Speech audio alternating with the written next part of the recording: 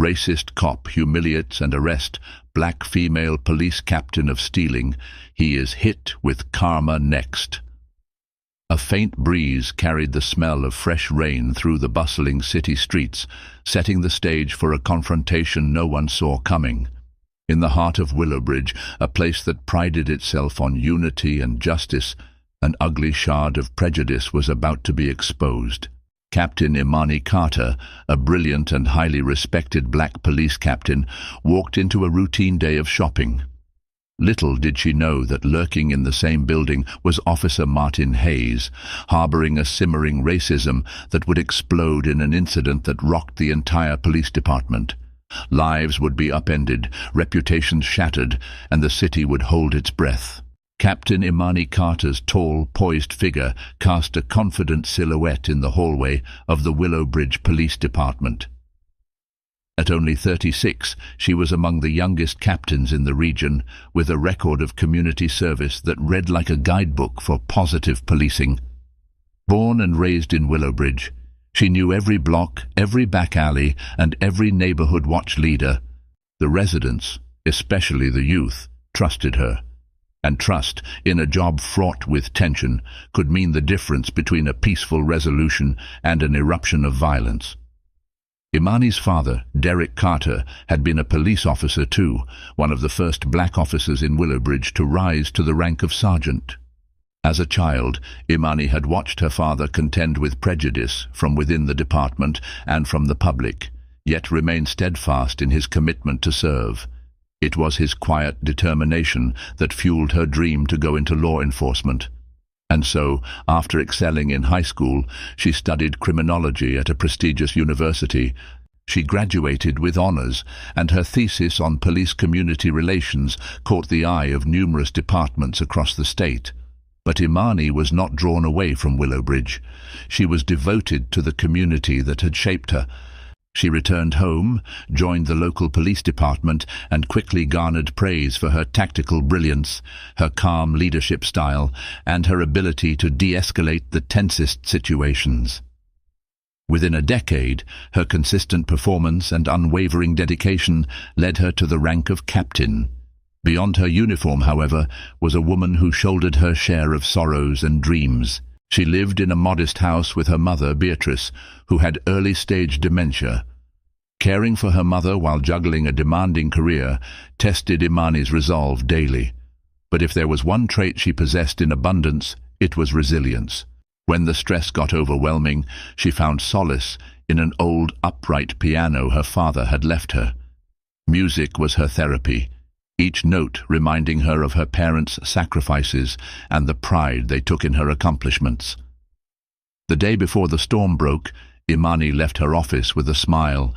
A week earlier, she had successfully negotiated a truce between two rival neighborhoods, preventing what could have been a deadly escalation of violence. Commendations had poured in from the mayor's office. The local newspaper even ran a story praising her bridge-building tactics.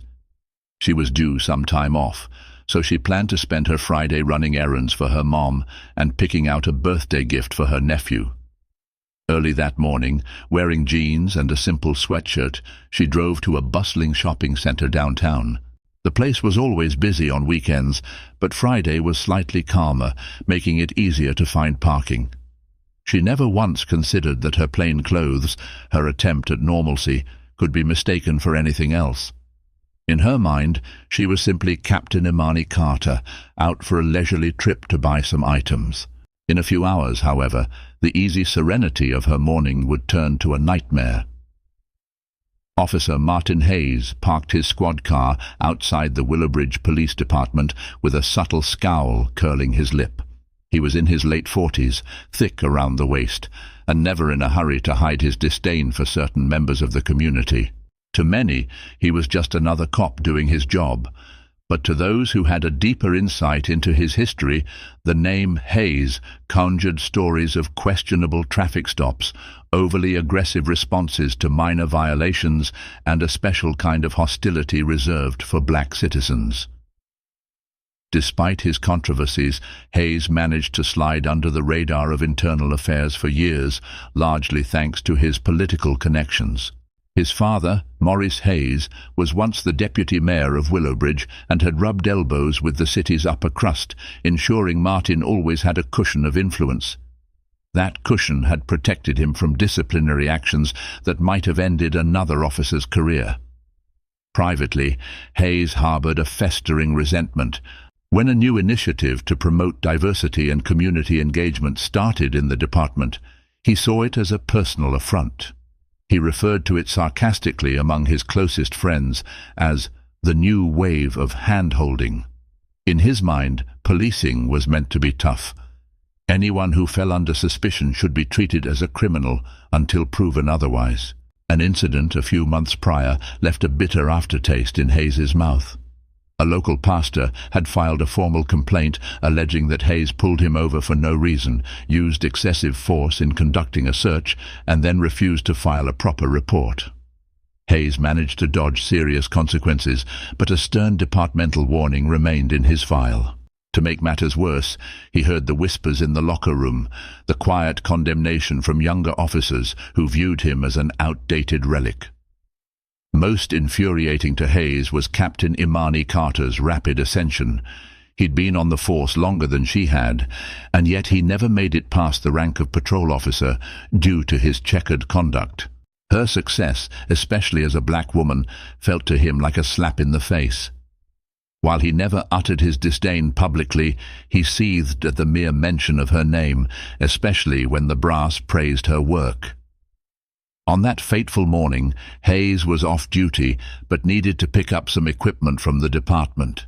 He planned a quick stop at the supply office, then a trip to the same downtown shopping center where Imani was. He had a gift card to redeem at a sporting goods store. Little did he know that fate, or some cosmic form of karma, would draw him into a confrontation that would break the veneer of civility he so thinly wore. As he strolled into the station, Hayes overheard a conversation. Apparently, Captain Carter was out doing some errands.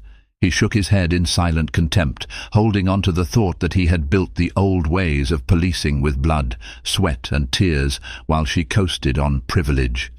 In a few short hours, his deep-seated prejudices would be laid bare, and the entire city would bear witness.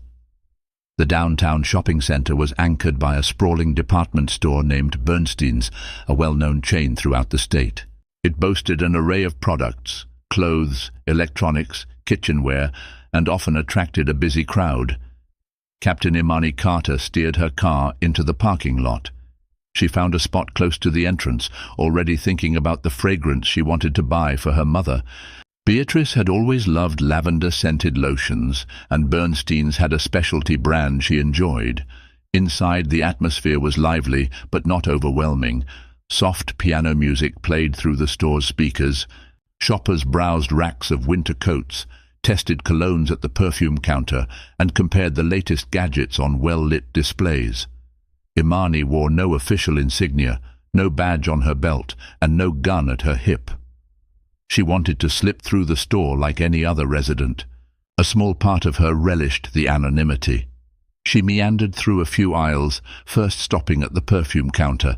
The sales associate recognized her from previous visits and offered a friendly wave. After picking out 2 bottles of lavender lotion for her mum, Imani remembered her nephew's request for a new basketball.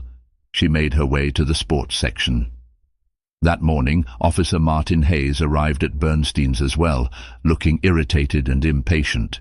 He clutched a gift card in one hand, heading toward the hunting and camping aisle, but before he got there, he caught sight of a tall black woman in jeans and a sweatshirt, perusing a rack of basketballs. Hayes thought he recognized her. Wasn't that the diversity hire, Captain Carter? He couldn't be certain from a distance, but his eyes narrowed in suspicion. Something inside him flicked a switch. Why was she here? And if it was indeed Carter, why wasn't she wearing her badge? Imani, oblivious to Hayes's gaze, placed a basketball into her cart. She also grabbed a pair of neon shoelaces and a wristband set for her nephew. She drifted toward the electronics department, searching for the new headphones she wanted for her workouts. That was when fate played its hand. A woman rushed up to a security guard near the electronics section, breathless and pointing in Imani's general direction. The woman had mistakenly believed Imani was acting suspiciously. Perhaps she saw her comparing items or removing a tag to check a price. The woman had just been a victim of shoplifting the previous week, so her nerves were on high alert. She insisted that the guard check the tall woman in the sports section who seemed to be hiding something under her sweatshirt. Moments later, Hayes passed by the security guard, overhearing the frantic customer. His prejudice flared. He strolled up to the guard and offered his services. "I'm an off-duty officer," he proclaimed, flashing his badge from his wallet. "Let me handle this." Without verifying the facts, without even a second thought, he walked toward Imani with a grim determination. Time slowed in that instant. Imani was preoccupied with a set of wireless earbuds, comparing prices.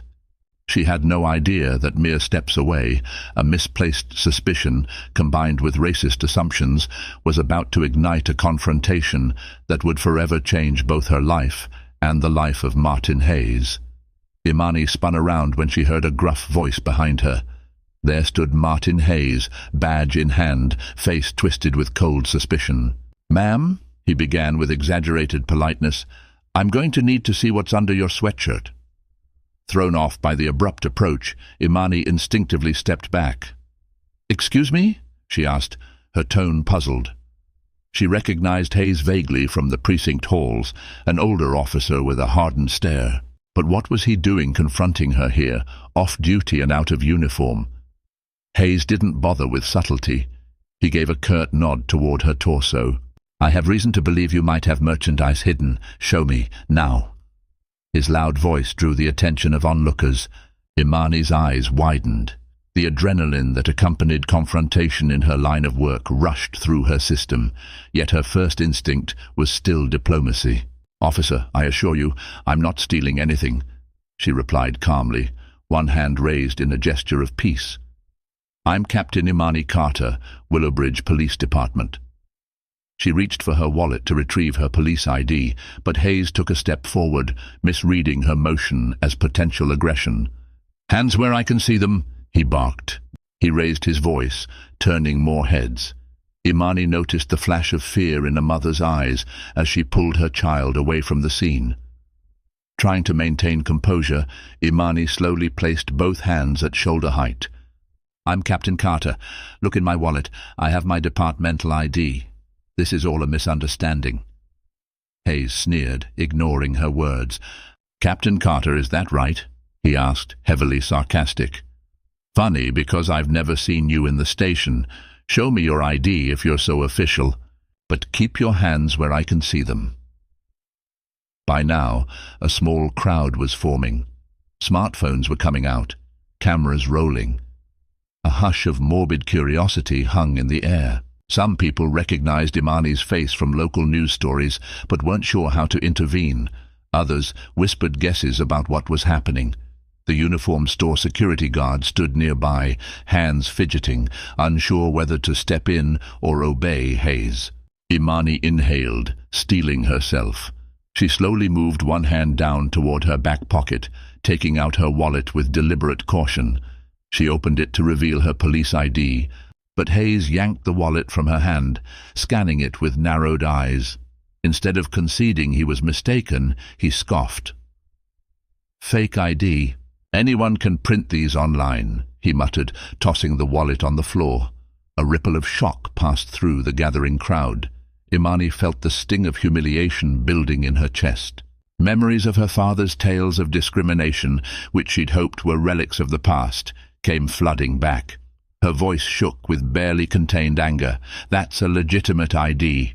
Call the precinct, check my credentials, or call the chief." Her plea was cut off when Hayes took out his handcuffs. "I'm not about to let a thief waltz out of here on a phony story," he declared. "Turn around, hands behind your back." Imani's face turned hot with rage and hurt. This was beyond an ordinary misunderstanding. The pointed malice in his eyes, the refusal to consider evidence, and the public humiliation all carried a chilling message.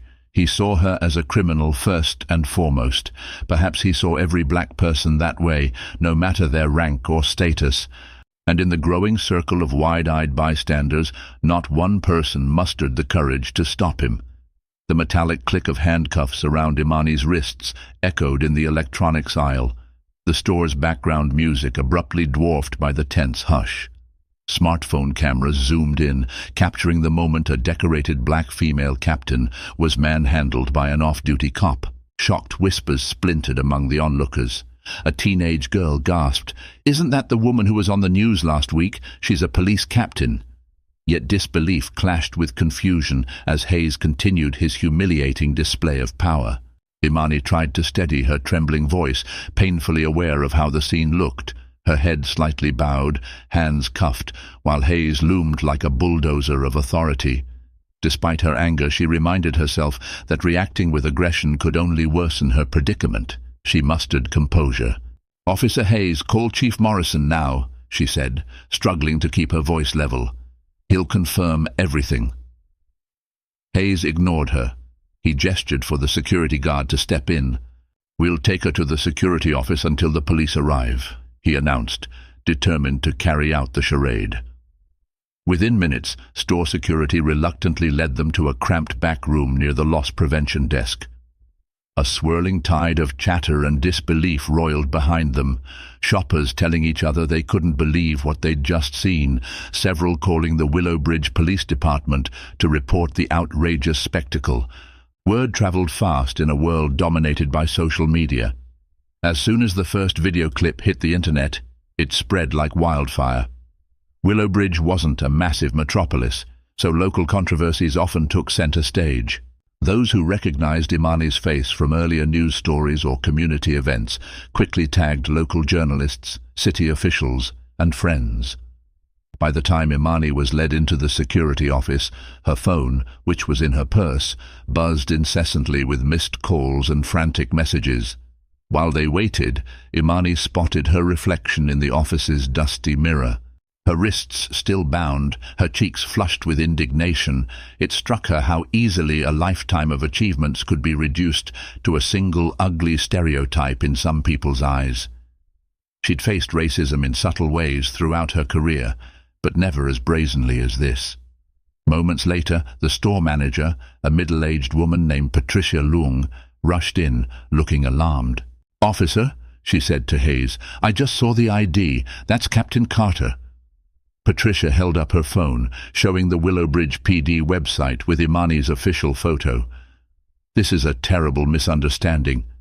"No, no, no," Hayes cut her off, shaking his head as though the facts were a pesky inconvenience.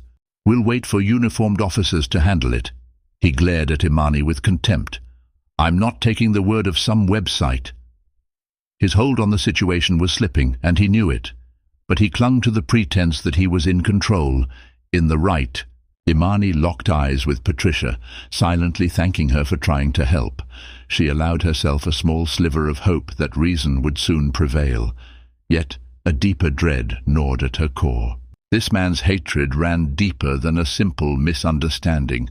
He seemed determined to escalate, and if he could treat a fellow officer like this, how was he treating ordinary citizens out on the street? Outside that cramped office, Willowbridge was already buzzing with outrage. People were calling into the police station demanding answers, tweeting and posting on Facebook, tagging local council members.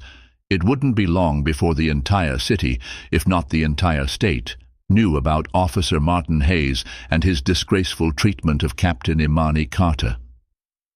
At Willowbridge Police Department headquarters, a routine Friday was quickly unraveling. Chief Andrew Morrison had been on his way to a city council lunch when his phone vibrated with urgent notifications. One text from Lieutenant Grace Willis read, "Chief, we have a serious situation. Check your messages ASAP." Morrison ducked into an empty corridor and opened a barrage of frantic messages. Multiple links to social media posts, each showing a snippet of Imani being handcuffed, stared back at him.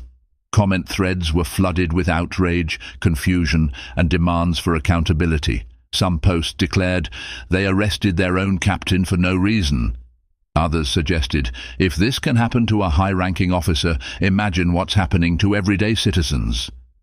The scandal was blowing up fast, threatening the department's tenuous relationship with the community. His heart pounding, Morrison tapped Lieutenant Willis's number.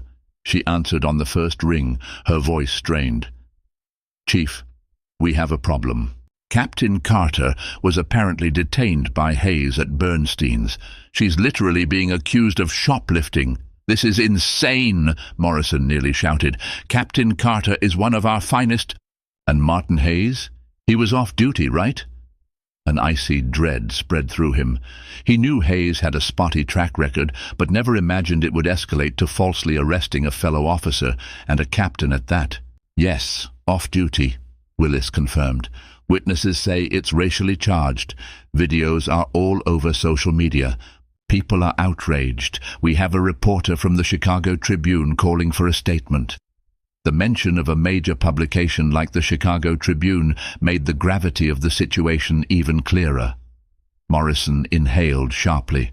"We need to act fast. Where's Carter now?" "Security office at Bernstein's, as far as we know. Several uniformed officers are on the way." "I'm heading there myself," Morrison said, already turning on his heel toward the exit.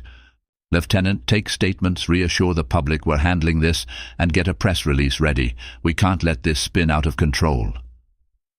Morrison darted out of the precinct, adrenaline fueling his every step. He understood the precarious line the department had been walking. Willowbridge's community trust in the police was tenuous at best, strengthened only by the tireless efforts of officers like Imani Carter.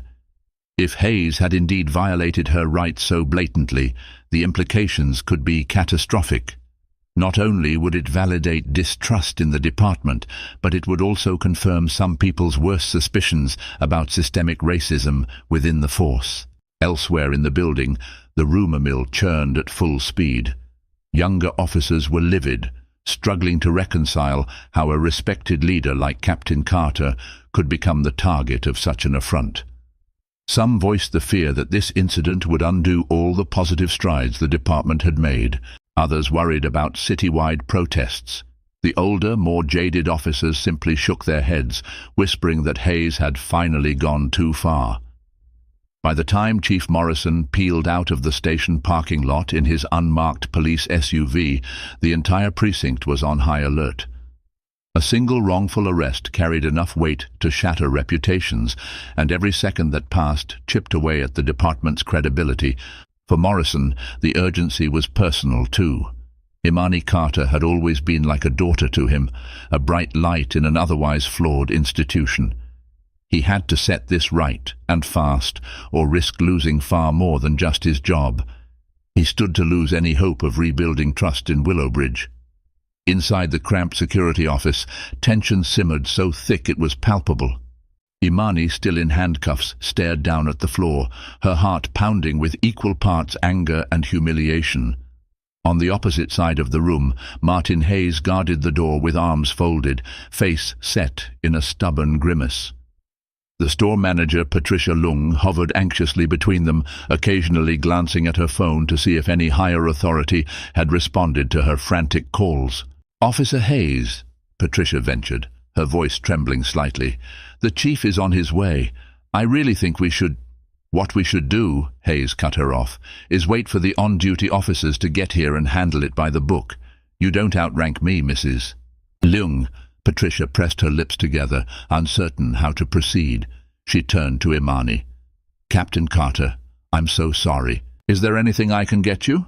Water? A chair?" Hayes rolled his eyes. "Really? You're offering hospitality to a suspected thief?" His voice dripped condescension.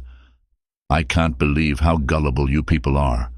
He punctuated the word "you" as though it carried extra meaning, making Patricia wince. Imani's jaw clenched. "Enough, Hayes. I've done nothing wrong, and you know it. Let me go, or at least take these cuffs off. I'll wait here peacefully for the on-duty officers, but this is unnecessary." Hayes stepped forward, lowering his voice to a menacing hiss. "You think you can stroll around with your fake ID, spout some nonsense about being a captain, and get away with it? Not on my watch. I've been an officer in this town for over 20 years. I know a criminal when I see one."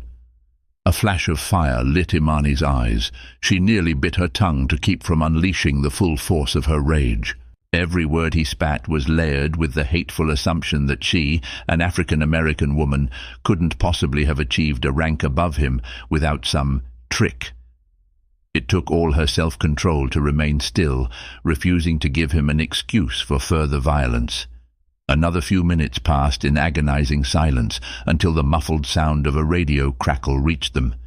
Imani's head snapped up. Uniformed officers had arrived. The door opened a crack, and two young patrol officers stepped in cautiously. They froze at the sight of Imani in cuffs. "Captain Carter," one of them managed, glancing from her to Hayes in utter bewilderment. The second officer's eyes widened, betraying a deep internal conflict. He was staring at his superior officer, bound like a criminal. Imani let out a heavy breath. "Please remove these cuffs," she said evenly. "Check my credentials, verify them with the chief or the main desk. You'll see I'm telling the truth." The young officer's gaze fell to Imani's wallet on a side table. He reached for it, flipping it open. "This is her real ID," he whispered to his partner, immediately recognizing the official stamp and the security features he'd been trained to spot. "She's definitely Captain Carter." Hayes's face hardened. "Like I said, could be a fake. Need to make sure. Procedure," he grunted, as if trying to retain a shred of authority. One of the uniformed officers took a step back, pressing the radio at his shoulder. "Dispatch, confirm ID number 5729 for Captain Imani Carter, Willowbridge PD." They waited, hearts pounding in the stillness, until the dispatch operator confirmed the ID as genuine and relayed Captain Carter's rank and station details. A profound silence fell over the room. The young officers exchanged looks of outrage and sympathy, then turned accusing eyes at Hayes. Patricia let out a small sob of relief. Imani exhaled slowly, shoulders trembling. Finally, the humiliating charade was nearing its end, yet Imani sensed that the real fallout was only just beginning. Chief Andrew Morrison swept into Bernstein's like a thundercloud, uniform undone at the collar and worry etched across his brow. Bypassing the sales floor, he headed straight to the back where employees directed him to the security office. Before he even reached the doorway, the heated tension emanated into the hallway. Stepping into the cramped room, he took in the sight. Captain Imani Carter, handcuffs biting into her wrists, Officer Martin Hayes, bristling with defensive bravado, two uniformed patrol officers looking torn between obedience and moral outrage, Patricia Leung, red-eyed with stress. "Uncuff her," Morrison commanded, his voice steel. The young officers hastily complied, freeing Imani's wrists. She rubbed at the red marks left behind by the metal restraints, refusing to meet anyone's eyes for a moment as embarrassment and anger swirled within her. Hayes started to speak. "Chief, Silence." Morrison's roar cut through the small room, leaving no room for argument. His gaze swung to Imani, and for a moment their eyes locked. She saw genuine concern, fury, and regret. "Captain Carter," Morrison said more softly, "are you all right?" Imani cleared her throat, voice tight. "I'll live, sir, but this—" She held up her wrists, revealing angry red welts. "This should never have happened." Morrison's jaw tensed as he turned his attention back to Hayes. "We are going to have a long conversation," he said, voice trembling with barely restrained anger. "In the meantime, consider yourself relieved of duty. I want your badge and weapon by the end of the day." Hayes blanched but tried to rally. "Chief, I did what I thought was right. She was acting suspicious, and that ID could have been fake." "Enough," Morrison barked. "You'll have your chance to explain yourself in a formal inquiry. Right now I suggest you remain silent until you speak to a union rep or an attorney." The entire room felt like it was holding its breath. Hayes's face was a kaleidoscope of emotions, anger, fear, and stubborn defiance. But he seemed to grasp that protesting further could only dig his hole deeper. With a grudging nod, he left the room, escorted by one of the younger officers. Patricia Leung, still trembling, offered Imani a shaky apology and hurried out, likely to address the store's confusion over the incident. Chief Morrison turned to the second patrol officer. "Stay here, gather any witness statements, and make sure to secure any security footage. Understood?" "Yes, sir." The officer nodded, relieved to have a clear directive. Once they were alone, Morrison placed a comforting hand on Imani's shoulder. "I'm sorry, I'm ashamed this happened in my department, or by a member of it at least. We'll get to the bottom of this." Imani nodded, tears of frustration burning at the corners of her eyes. I appreciate that, Chief, but you know, this is about more than just me. People saw the whole thing." Her voice cracked, recalling the humiliating stares, the cameras capturing every second of her being treated like a criminal. "How can we convince the community to trust us when one of our own does this to a captain?" Morrison sighed. "We'll handle it, but right now, I need you to see the paramedics if you're hurt. Then we'll get your statement." Imani took a moment to swallow her pride. "I'm fine," she insisted, though her wrist stung and her pride felt battered beyond measure. "But yes, I'll give a statement, and I want to press charges. False arrest, assault, whatever the DA sees fit." Morrison nodded grimly. "You have every right. Believe me, this isn't going to be swept under the rug." The walk back through Bernstein's took less than a minute, but it felt like trudging through thick mud. Shoppers eyed Imani with pity and confusion. Employees lingered at the edges of aisles, uncertain whether to offer help or keep their distance. Somewhere in the background, a radio played soft music, an absurdly normal soundtrack to a moment that was anything but normal. Imani took a shaky breath as she and the chief stepped out into the glaring daylight. Cameras from local news vans were already set up, reporters clamoring for quotes. Though she wanted to vanish, Imani knew she couldn't hide. She'd have to face the court of public opinion sooner rather than later. The storm was here, and it was bigger than she'd ever imagined. Within hours, the footage of Imani Carter's arrest by Officer Martin Hayes dominated social media and local newscasts.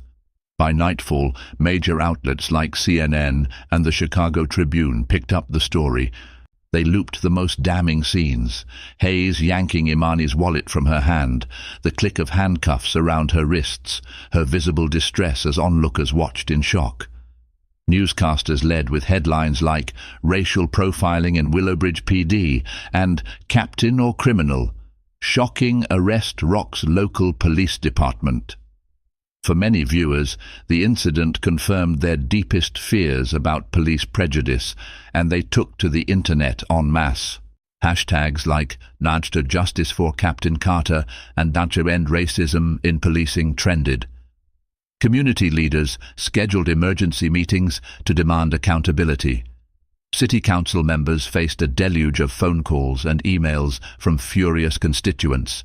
Meanwhile, Chief Morrison spent the night in conference calls with the mayor, the district attorney, and the department's legal advisors, scrambling to quell the outrage. Sitting at home, an exhausted Imani scrolled through her phone, seeing supportive messages from friends, colleagues, and strangers who sympathized with her plight.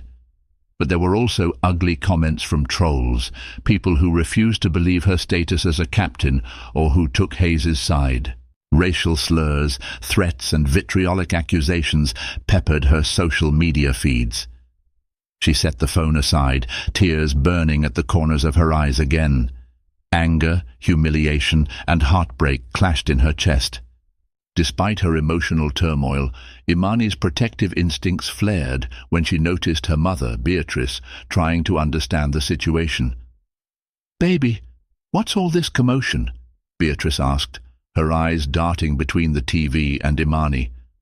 The signs of her early dementia meant she often forgot recent events, but the confusion in her voice was still poignant. "It's nothing, Mama," Imani lied gently, covering the newscast with her body. "Just some trouble at work." She coaxed her mother back to the kitchen, where the comforting scent of chamomile tea lingered. "Let's sit and have some tea, okay?" Beatrice nodded, a slight frown creasing her forehead. "All right, baby, but I don't like seeing you so upset." Imani forced a half smile. "I'm all right." She wished that were true. The fear of what might come next gnawed at her. Would the department truly stand by her?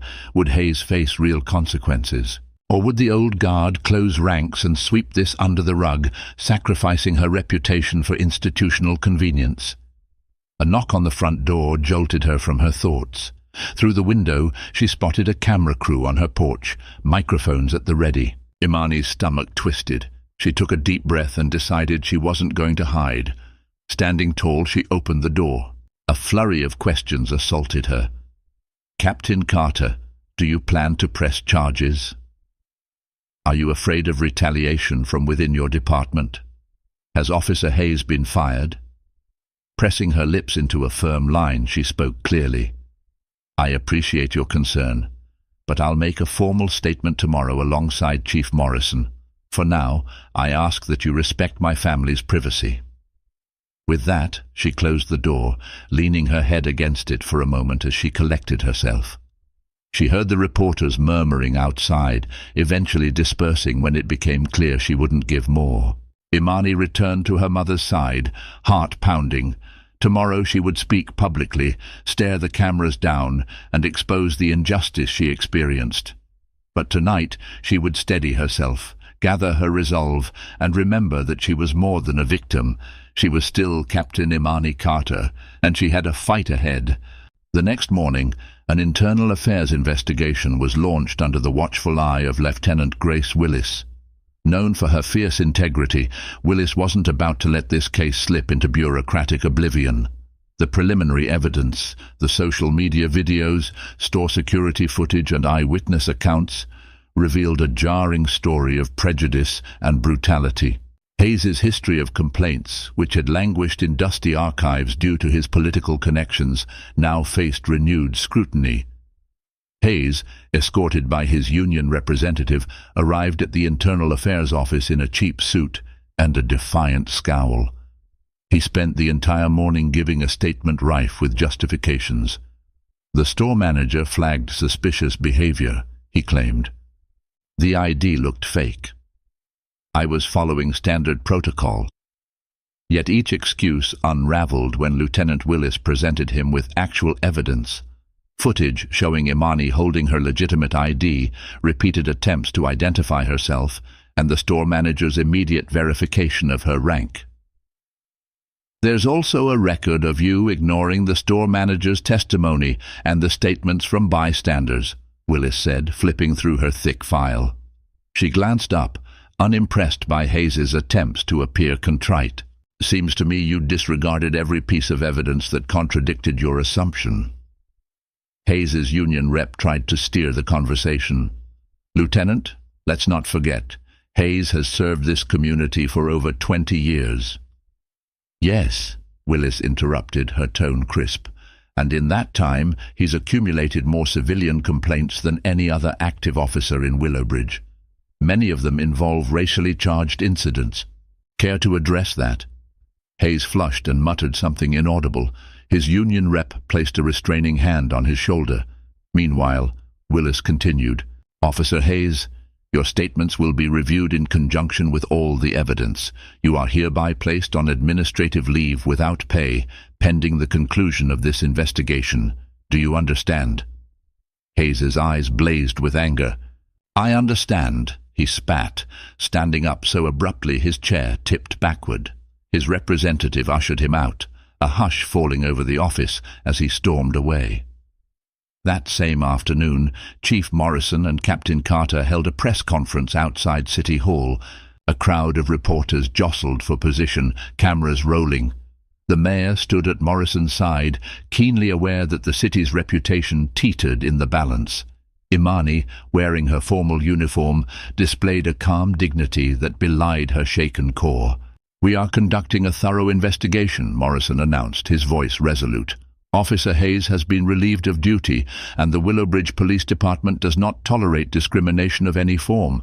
Our department stands united in seeking the truth and taking the appropriate measures to ensure justice."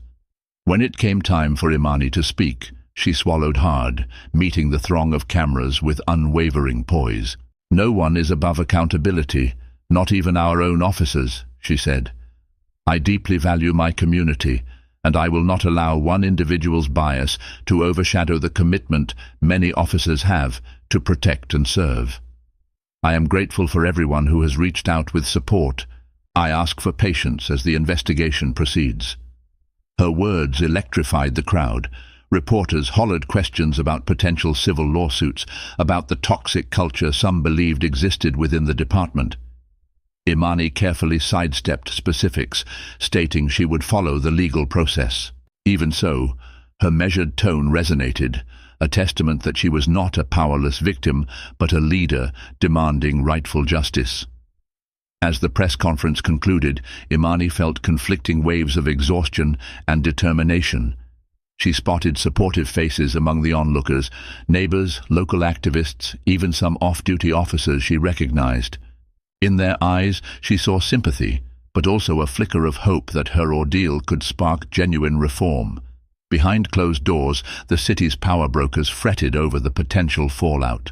Talk of lawsuits, public protests, and reputational damage made them squirm. But to Imani, this storm wasn't just about survival.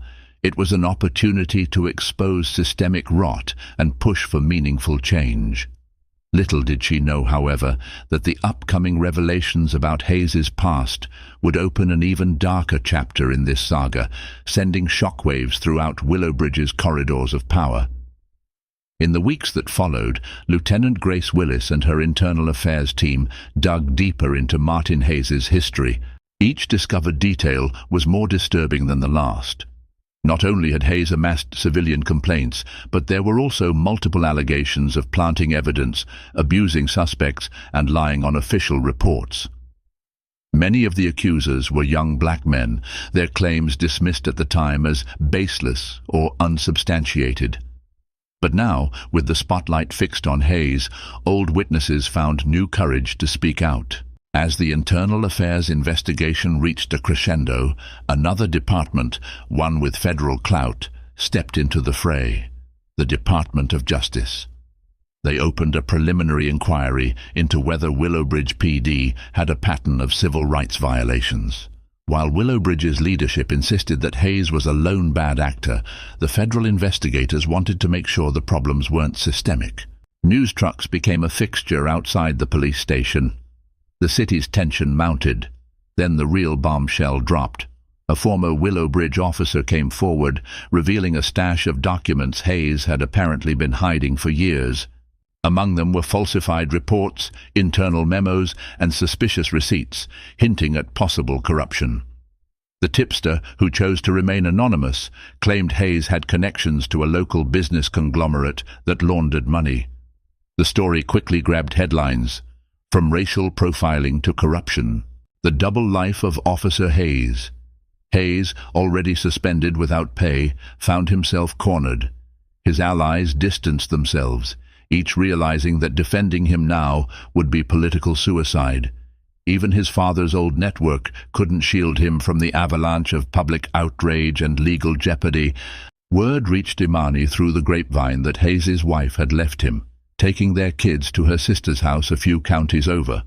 A close friend of hers, who worked in the district attorney's office, confirmed that multiple charges were being prepared against Hayes, ranging from civil rights violations to obstruction of justice. If convicted, he would not just lose his job, he could face substantial prison time. When the official announcement came, it was swift and decisive. Chief Morrison, flanked by the district attorney and the mayor, confirmed that Martin Hayes had been arrested and booked. The charges included false arrest, use of excessive force, and perjury. The district attorney added that they were also looking into possible conspiracy and racketeering charges, pending further investigation. For Imani, the moment was a mixture of relief and sorrow. She stood in the main hallway of the Willowbridge PD, reading the official charge sheet. In that same corridor, she had received her commendations, pinned her new badges, and shared victories with her colleagues. Now she read about the downfall of an officer who represented everything she fought against. Approached by a reporter who asked her if she felt vindicated, Imani paused. "This isn't just about me," she replied quietly. "It's about every single person who's been mistreated, silenced, and told their truth didn't matter." Hayes's actions were a betrayal to this community and to the badge.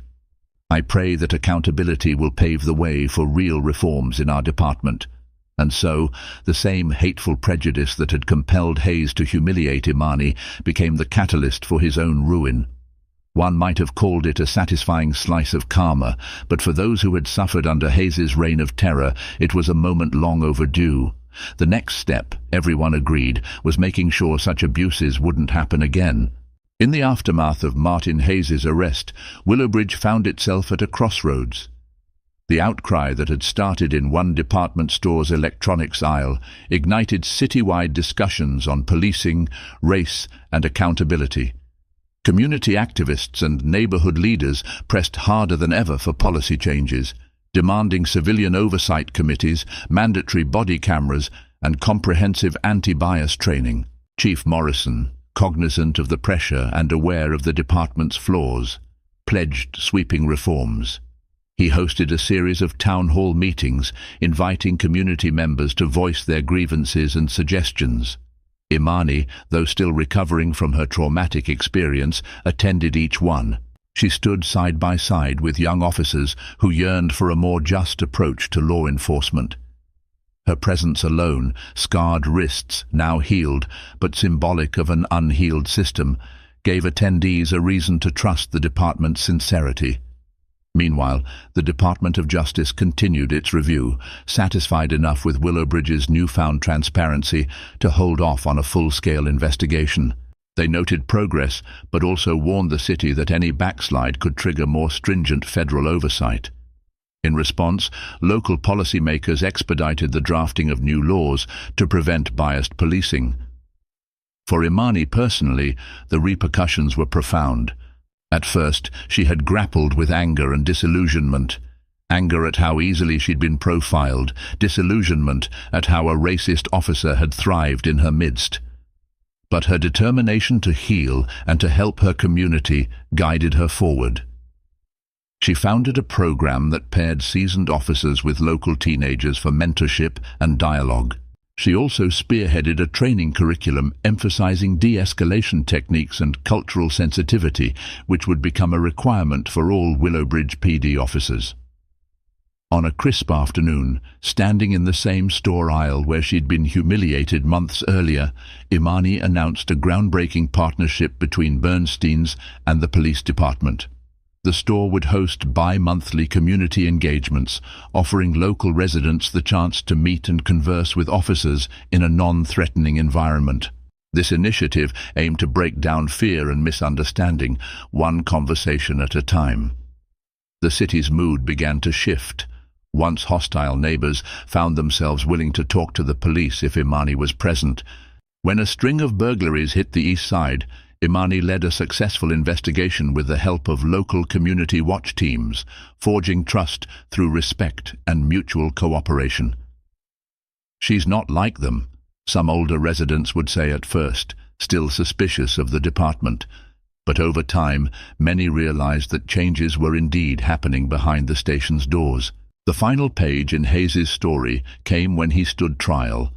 A jury of his peers found him guilty on multiple counts, including false arrest and perjury.